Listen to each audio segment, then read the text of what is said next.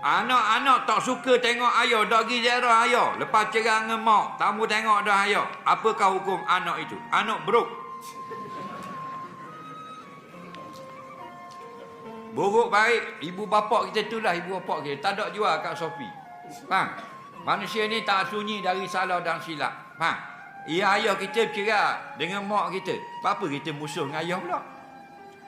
Nampak? Sebab tu lepas perceraian, kalau anak tu kecil, hak hadanah dapat pada mak. Tapi tak boleh larang berjumpa dengan ayah. Apa? Kena jumpa dua orang. Ibu bapa sudah bercerai, anak mesti berjumpa dua orang. Sama ada 2 kali sekali, 2 kali seminggu ayah, mak dapat 5 hari, ayah 2 hari, sudah memadai. Sebab kalau tak beri duduk, ramai banyak berlaku kita, bila cerai dengan ayah, mak tak pergi mak ayah.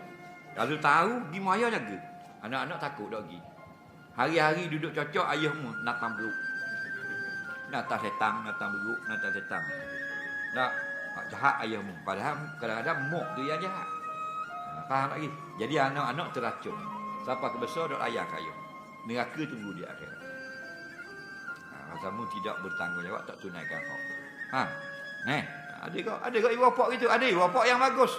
Pergi kau rumah ayah mu cek. Ada tak gitu? Ada kau. Tapi ramai hak jahat. Kau ramai jahat. Kalau duduk dengan ayah dak pergi mak. Tapi banyak kaduk dengan mak.